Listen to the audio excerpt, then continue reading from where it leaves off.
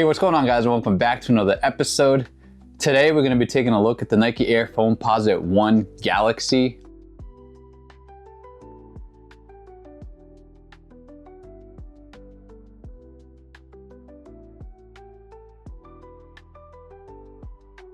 Now this is a special release for me because back in 2012, I remember these coming out and causing mass chaos. And I think at that time, that was pretty much peak basketball sneaker era. And like every Nike basketball sneaker would sell out, every Air Jordan would pretty much sell out. And like I said, this was just a crazy time for sneakers. The Air Jordan 11 Concords had just come out a few months prior to this release, that December holiday release. And then these came out for All-Star Weekend alongside the rest of the Galaxy pack, which I'm kind of glad that they re-released because I actually have some of those pairs here. I got the KD4 Galaxy, I got the Big Bang LeBron 9, and then finally I got the Galaxy Nike Zoom Rookie. These are actually the 2013 release. They're not the re-release that came out a couple of years ago. And this is definitely a sneaker that I wanted because I just have so many memories of that time. Chaos that the sneaker caused. I had never seen anything like it in my lifetime at that point. And I remember going out with a couple of my friends and camping out at Bodega, trying to secure any of the Galaxy Pack sneakers, and I was actually unsuccessful. My friend was actually able to grab the Kobe's, if I'm not mistaken, but I was not able to grab anything. We were basically there from like 10 p.m. the previous night up until the morning, which I think they opened the doors at like 10 a.m. There was a lot of people. There wasn't too much chaos. Everyone was kind of waiting in line. But like I said, I was kind of too far in line to actually secure anything. But just the overall experience to me at that time was something that I looked forward to, camping out for sneakers and then being able to get them.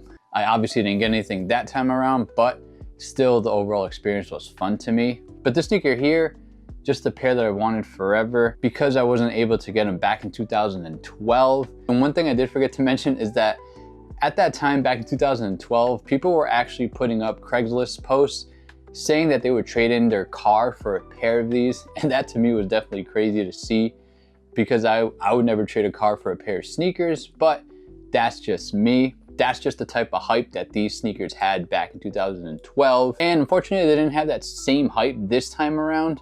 I know a lot of people from that era were excited to see these come back because if you weren't able to get a pair back then, you definitely had a second chance to do so now, like in my case. I know a lot of the new generation sneakerheads and sneaker lovers definitely aren't interested in this sneaker, and that's totally fine because the story behind this sneaker was something from the past, something that people of my age grew up seeing. Being in that time and seeing that energy obviously was a little bit different because if you don't know the history behind this shoe, then it probably might not hit the same for you. But I was actually able to grab my pair via sneakers. I didn't know if I was going to be able to grab a pair, but I actually was able to hit on sneakers, which as of late, I've been actually having a pretty good success rate. So hopefully that keeps up for the rest of the year. But just the overall look of the shoe, guys, is what I absolutely love. You have that galaxy pattern going throughout the entire upper of this nice Foamposite One. And at that time, we had never seen a Foamposite One that had like a crazy upper like this. I know there was a couple of releases after this that had like a lot of things going on, like the Weathermans, the Hot Lavas, I think they were called. Nike kind of went crazy and did all these crazy designs after the fact. But this was the one that kind of set the tone for the rest of those other releases. And it really set apart from the other All-Star Weekend sneakers that released that weekend as well. Also looking at the outsole here, you have your black herringbone traction in the center. You have your carbon fiber shank plates as well on the midfoot. And then you have this awesome translucent outsole here, which does glow in the dark. I'll try to get a good picture of it glowing in the dark, but if I can't, I'll definitely show you some still images of what this shoe looks like. Just an absolutely nice touch to add to the craziness of the Galaxy upper as well. As we continue to look at the shoe here, we can see more of that carbon fiber shank plate on the midfoot, which you can see both on the lateral side and then on the medial side as well. You have this like synthetic nubuck material going throughout the eyelet stays. You have your black rope laces, and then you have your Nike swoosh here in a dark gray.